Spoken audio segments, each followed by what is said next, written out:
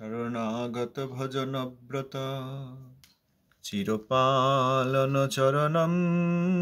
শরণাগত ভজনব্রত চিরপালন চরণম।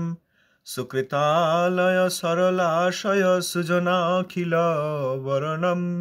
সুকৃতালয় সরলাশয় সুজনাখিল বরণম। হরিসাধন কৃতবাধন জনশাসন কলনম। হরিসাধন কৃতবাধন জনশাসন কলনম। সচরাচর করুণাকর নিখিলা শিব দলনম।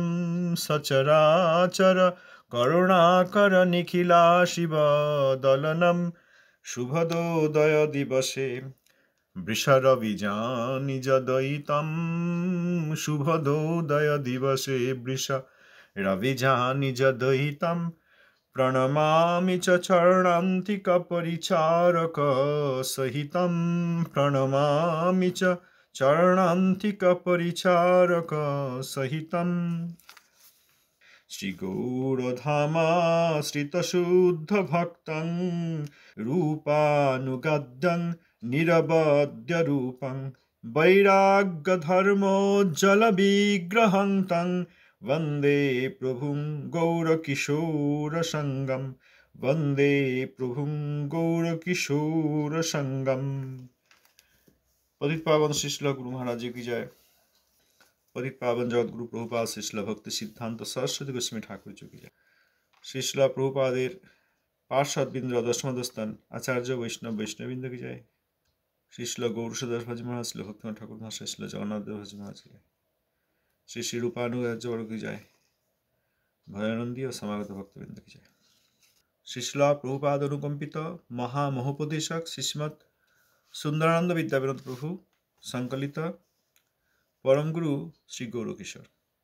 আমরা ইতিমধ্যেই শ্রী ধামবাস ও ছলনা এই শীর্ষক আলোচনা করেছি। এরপর আজকের বিষয় কপটতা ও ভজন। একদিন জমিদার, পণ্ডিত, ব্রাহ্মণ ও বিশেষ ভক্ত বলিয়া পরিচিত পশ্চিমবঙ্গবাসী এক ব্যক্তি তাহার এক বন্ধুর সহিত শ্রীল গৌরকিশোর প্রভুকে দর্শন করিতে আসিলেন। ওই জমিদার ভক্তটি সর্বদাই ভাবে এরূপ আবিষ্ট থাকিবার অভিনয় করিতেন যে একজন তাহাকে না ধরিলে তিনি কিছুতেই চলিতে পারিতেন না। উক্ত জমিদার ভক্তটি তাহার বন্ধুর স্কন্ধে হস্ত স্থাপন করিয়া কম্পিত কলেবরে শ্রীল গৌরকিশোর প্রভুর নিকট আসিয়া উপস্থিত হইলেন। তথায় বাবাজী মহারাজের নিকট যে সকল লোক বসিয়াছিলেন তাহাদের মধ্যে দুই একজন ব্যক্তি ওই জমিদার ভক্তটিকে চিনিতেন এবং তাহারা ওই জমিদারটিকে পরম ভক্ত বলিয়াই জানিতেন। তাহারা অত্যন্ত সম্ভ্রমের সহিত উক্ত জমিদারকে অভ্যর্থনা করিয়া বসিবার স্থান প্রদান করিলেন। বাবাজী মহারাজ লোকলোচনের নিকট সম্পূর্ণ দৃষ্টিশক্তিহীনের অভিনয় করিতেছেন। তিনি তথায় সমুপস্থিত সকলেরই আদর সম্বর্ধনা সূচক কলরব শুনিয়া জিজ্ঞাসা করিলেন, কে আসিয়াছেন? জমিদারের সঙ্গী বন্ধুটি সমস্ত পরিচয় প্রদান করিয়া জমিদারের পাণ্ডিত্য, ভক্তি ও অজস্র অর্থ থাকা সত্ত্বেও বিষয়ে অনাসক্তি প্রভৃতি মাহাত্ম্য কীর্তন করিতে লাগিলেন এবং প্রসঙ্গক্রমে আরও বলিলেন যে এখন হইতে মাত্র এক পক্ষকাল পূর্বে উক্ত জমিদারের বাড়িতে একটি ডাকাতি হইয়া গিয়াছে। তাহাতে তাহার ৪৫,০০০ টাকা লুণ্ঠিত হইয়াছে। কিন্তু ভক্তপুঙ্গব সেই সকল বিপদ অগ্রাহ্য করিয়াও শ্রীল বাবাজী মহারাজের দর্শন পাইবার নিমিত্ত আগমন করিয়াছেন। আরও বলিলেন, আমি তাহার বন্ধু। তিনি অন্য বিষয়ীর সঙ্গ পরিত্যাগ করিয়া কেবল আমাকে মাত্র সঙ্গী করিয়াছেন। আপনার সঙ্গে আলাপ হইলেই আপনি তাহার মাহাত্ম্য বুঝিতে পারিবেন। ইনি শ্রী চৈতন্য চরিতামৃতের শ্রী গৌর রামানন্দ সংবাদের কোন সিদ্ধান্ত জানিবার জন্য আমাকে প্রশ্ন করিয়াছিলেন। তদুত্তরে আমি বলিয়াছিলাম, একমাত্র শ্রীল গৌরকিশোর দাস বাবাজী মহারাজ ব্যতীত আপনাকে আর কেহই এই সিদ্ধান্ত বুঝাইয়া দিতে পারিবেন না। অন্যান্য যাবতীয় পণ্ডিতের সহিত আমার ও এই জমিদার বাবুর আলাপ আছে সত্য, কিন্তু তাহারা এই প্রশ্নের মীমাংসা করিতে পারিবেন না, একমাত্র আপনিই পারিবেন। ইহা শুনিয়া শ্রীল গৌরকিশোর প্রভু বলিলেন, আমি একটি উপায় বলিয়া দিতেছি। ইহাতেই তিনি সমস্ত বুঝিতে পারিবেন। শ্রী রায় রামানন্দের সিদ্ধান্ত কথা বুঝিবার পূর্বে তিনি আপনার ও অন্যান্য কপট ব্যক্তিগণের সঙ্গ পরিত্যাগ করিয়া কোনো একান্ত সাধুসঙ্গ আশ্রয়পূর্বক যদি শ্রী চৈতন্য চরিতামৃত প্রথম হইতে শেষ পর্যন্ত বিচার করিতে করিতে ও মহাপ্রভুর ভক্তগণের নিকট ক্রন্দন করিতে করিতে 100বার পাঠ করেন, তাহা হইলে তিনি রায় রামানন্দ সংবাদের সিদ্ধান্তের তাৎপর্য উপলব্ধি করিতে পারিবেন। আমরা এখন হরিভজন করিতে ইচ্ছা করিয়াছি, আমাদের অধিক কথা বলিবার সময় নেই। একদিন একজন ব্যক্তি এলেন, তিনি জমিদার, খুব ধনী ব্যক্তি, অনেক জমি জায়গা, তিনি পণ্ডিত, সংস্কৃত শাস্ত্র ইত্যাদি তাঁর ব্যুৎপত্তি আছে, তাঁর ব্রাহ্মণকুলে জন্ম হয়েছে এবং তিনি বিশেষ ভক্ত রূপে পরিচিত। সবাই তাকে খুব ভক্ত বলে জানে। জমিদার, পণ্ডিত, ব্রাহ্মণ এবং বিশেষ ভক্ত, এরকম পরিচিতি আছে। সেই একজন ব্যক্তি, পশ্চিমবঙ্গেরই লোক, তিনি তার এক বন্ধুর সঙ্গে শ্রীল বাবাজি মহারাজকে দর্শন করতে এলেন। ওই জমিদার ভক্তটি তিনি সবসময় ভাবে আবিষ্ট থাকার অভিনয় করেন। এমন অভিনয় করেন যে একজন তাকে না ধরলে তিনি চলতেও পারেন না, ধরতে হয়, সবসময় হাত পা কাঁপছে, পড়ে যাচ্ছেন।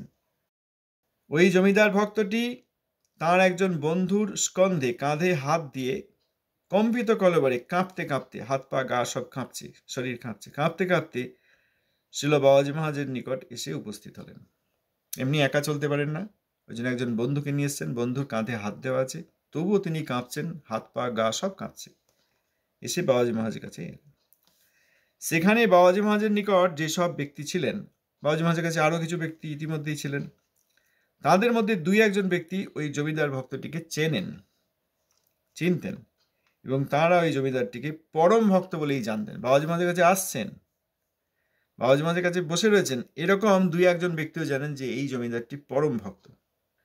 তারা অত্যন্ত সম্ভ্রমের সঙ্গে ওই জমিদারকে অভ্যর্থনা করে বসিবার স্থান প্রদান করলেন। অত্যন্ত সম্ভ্রম, মানে খুব সম্মানের সঙ্গে। বড় ব্যক্তি, বড় পরম ভক্ত এসছেন, যার গা সবসময় কাঁপে, কাউকে না ধরলে চলতে পর্যন্ত পারেন না, এত ভক্ত বলে পরিচিতি আছে। 2-1 জানেন, তারা খুব সম্ভ্রমের সঙ্গে, খুব সম্মানের সঙ্গে তাকে বসার জন্য স্থান দিলেন। এখানে বসুন, এখানে বসুন। বাবাজি মহারাজ লোকলোচনের নিকট সম্পূর্ণ দৃষ্টিশক্তিহীনের অভিনয় করিতেছিলেন। বাবাজি মহারাজ তো জগতের সামনে যে আমার দৃষ্টিশক্তি চলে গিয়েছে, আমি দেখতে পাই না, এই অভিনয় করছেন। আরও সকলে যে আদর অভ্যর্থনা করে কলরব করছে, আসুন আসুন এদিকে আসুন, বসুন, এখানে নিয়ে এসছেন পরম ভক্ত, এইসব কথা শুনে তিনি জিজ্ঞেস করলেন, কে এসেছেন? জমিদার যার সঙ্গে এসেছিলেন, সেই জমিদারের সঙ্গী, সেই বন্ধুটি ওই জমিদারের সমস্ত পরিচয় দিলেন এবং জমিদার যে কত বড় পণ্ডিত, তার কত পাণ্ডিত্য, তার কত যে ভক্তি, এবং তিনি যে কত বড় ধনী, কিন্তু এত ধন থাকা সত্ত্বেও, এত বড় ধনী হওয়া সত্ত্বেও তিনি বিষয়ে একদম অনাসক্ত, এইসব বুঝিয়ে দিলেন। এইসব মাহাত্ম্য কীর্তন করতে লাগলেন। ওই ব্যক্তি, জমিদার ব্যক্তির প্রশংসা করলেন, কি যে বন্ধুর কাঁধে হাত দিয়েছিলেন সেই বন্ধুটি, যে আমার এই বন্ধু, ইনি জমিদার ইত্যাদি। এবং প্রসঙ্গক্রমে আরও বললেন যে এই 1 পক্ষ কাল, মানে দিন 15 আগে একটা ভয়ঙ্কর ডাকাতি হয়ে গেছে এবং 45,000 টাকা লুট হয়ে গেছে।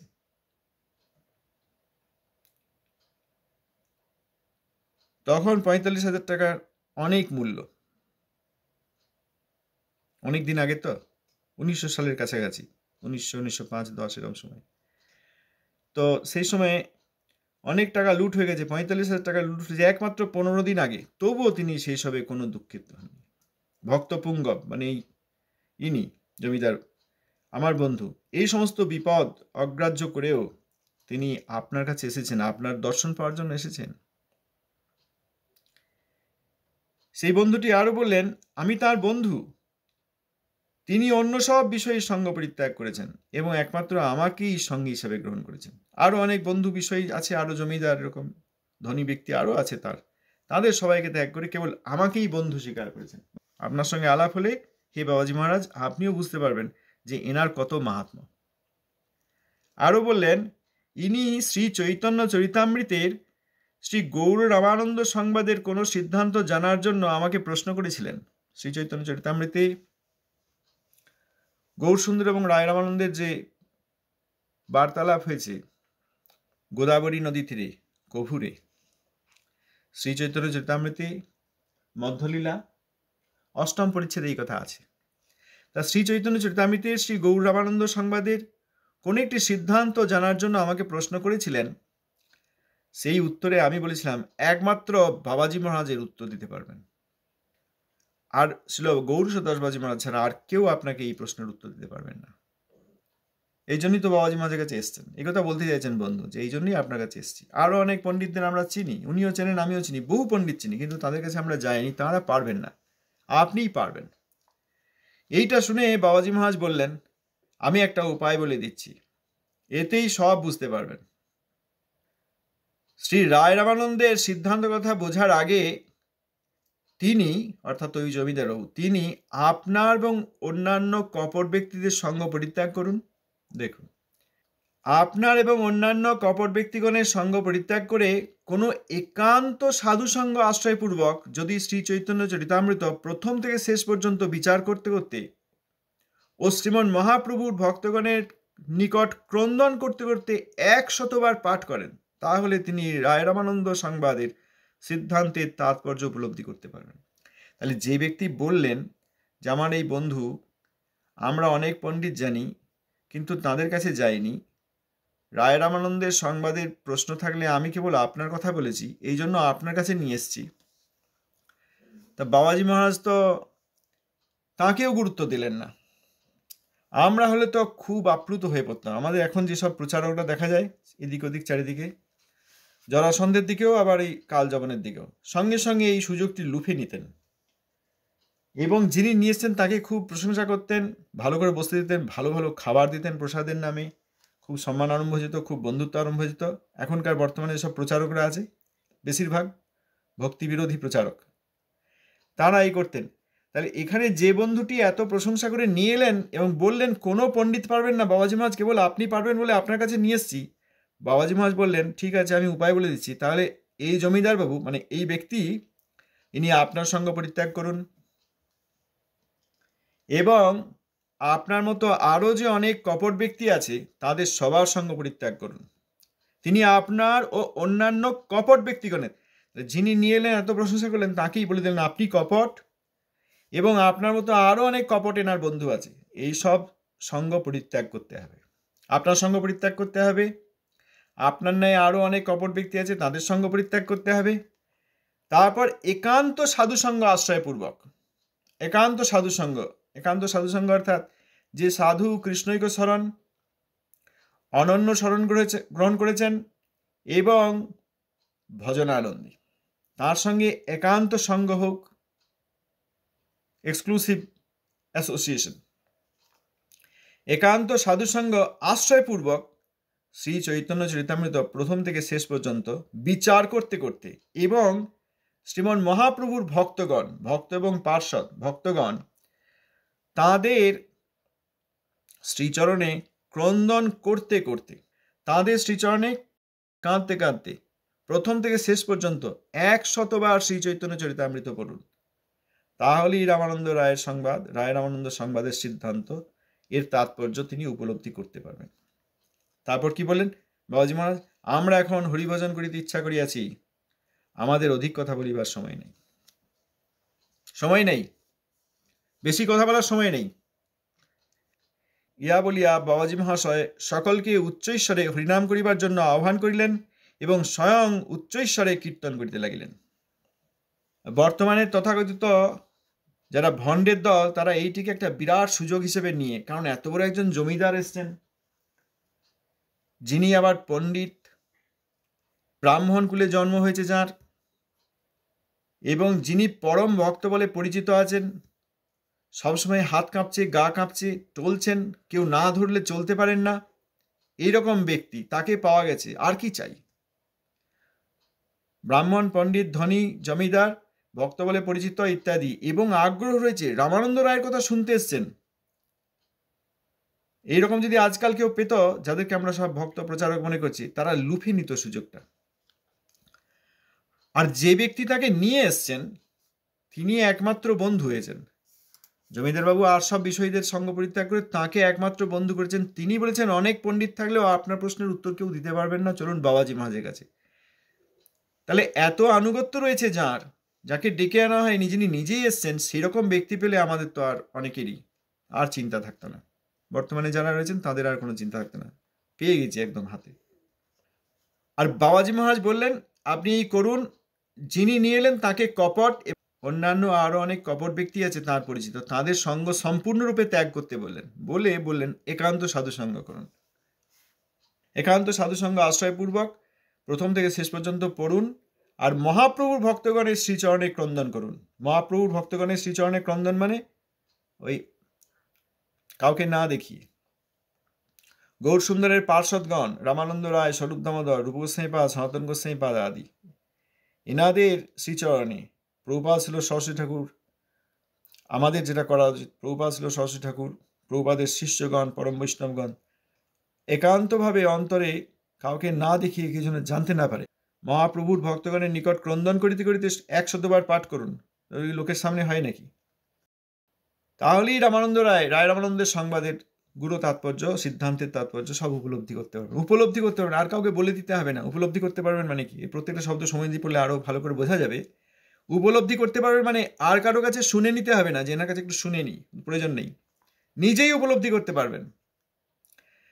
তাই কপটগণের সঙ্গ ত্যাগ এবং একান্ত সাধু সঙ্গ আশ্রয়পূর্বক এই কাজটি করতে হবে। আমরা যত কপটগণের সঙ্গ করছি, কপটদের সঙ্গেই আমরা দেখা করতে যাচ্ছি, কপটদের কি সম্মান করছি।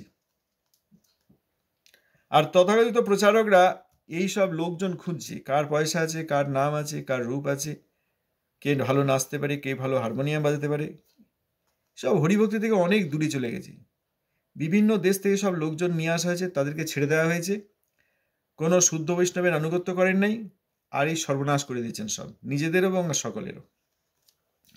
বাবাজি মহারাজ আর কিছু বললেন না, সংক্ষেপে এইটুকু বলে কপটদের সঙ্গ পরিত্যাগ করে যে বন্ধু নিয়ে এসছেন তাকেও কপট, তাঁরও সঙ্গ পরিত্যাগ করতে হবে এবং অন্যান্য কপটদের সঙ্গ পরিত্যাগ করতে হবে বললেন, আমাদের এখন অধিক সময় নেই, উনি এইটা করুন, একান্ত সাধু সঙ্গ করুন, আর আমাদের এখন আর সময় নেই, আমাদের এখন হরিভজন করিতে ইচ্ছা করিয়াছি, অধিক কথা বলিবার আর সময় নেই, আমাদের অধিক কথা বলিবার আর সময় নেই। এই বলে বাবাজি মহারাজ সকলকে উচ্চ ঈশ্বরে হরিনাম করিবার জন্য আহ্বান করিলেন। হরিনাম করো বলেন নাই, আদেশ করেন নাই, আহ্বান করলেন আসুন আমরা হরিনাম করি, বা আপনারা হরিনাম শুরু করুন, এটা বলেন নাই, আপনারা হরিনাম শুরু করে দিন, আদেশ হয়ে যাবে, অর্ডার করা হবে। বাবাজি মহারাজ আদেশ করেন নাই, আহ্বান করলেন আসুন আমরা হরিনাম শুরু করি। তাহলে সকলকে উচ্চ ঈশ্বরে হরিনাম করবার জন্য আহ্বান করলেন এবং স্বয়ং উচ্চ ঈশ্বরে কীর্তন করতে লাগলেন। ইহা শুনিয়া দেখিয়া উক্ত ভক্তাভিমানী পণ্ডিত জমিদার ও তাহার বন্ধু অবিলম্বে স্থান ত্যাগ করিলেন। এই কপটতা করতে এসেছিলেন, তাদের কপটতা উন্মোচন করে দিলেন, যিনি নিয়ে এসেছিলেন তাকে কপট বলে দিলেন, এবং এই হাত পা কাঁপা লোকটি জমিদার, ব্রাহ্মণ, পণ্ডিত এবং ভক্ত বলে পরিচিতি আছে এই ব্যক্তি তখন ওখান থেকে স্থান ত্যাগ করলেন। কোথায় শুদ্ধ ভক্তি আর কোথায় এসব? কপটদের তখন মুখোশ খুলে গেল। ওনারা তো বুঝতে পারতেন, যদি সত্যিই ওদের শুদ্ধ ভক্তিতে আগ্রহ হতো, এতক্ষণ তো অনেক মাহাত্ম্য বললেন, জমিদারের অমুক তুমি অনেক কিছু প্রার্থনা বললেন, খুব ভক্ত বলে পরিচিতি চাইলেন, এনারা দেখলেন বাবাজি মা যদি স্বীকার করেন বা প্রশ্নোত্তর করা যায়, তাহলে এই জমিদারটির আরও সম্মান বেড়ে যাবে। বাবাজি মহারাজের সঙ্গে হরিকথা হয়েছে, বাবাজি মহারাজের কাছে গিয়েছিলেন, খুব গুরুতত্ত্ব সব জেনে এসছেন, ও তো হয় নাই। বাবাজি মহারাজ যখন আর সকলকে হরিনাম করার জন্য আহ্বান করলেন, যখন যারা ছিলেন সঙ্গে সেখানে উচ্চ ঈশ্বরে হরিনাম করার জন্য আহ্বান করলেন এবং নিজে উচ্চ ঈশ্বরে হরিনাম করতে লাগলেন, তখন এই দুইজন পালিয়ে গেল। কেন? ওরা তো বসতেন, তাহলে বাবাজি মহারাজ হরিনাম করছেন, আমরা একটু হরিনাম করি, তা বলেন নাই। ওই যে প্রতিষ্ঠা পাওয়া গেল না, কপট ব্যক্তি চলে গেল। এরকম সবই বেশিরভাগ কপট, এই যে আগে আমরা পড়লাম, বাবাজি মহারাজ বললেন সবই নকল।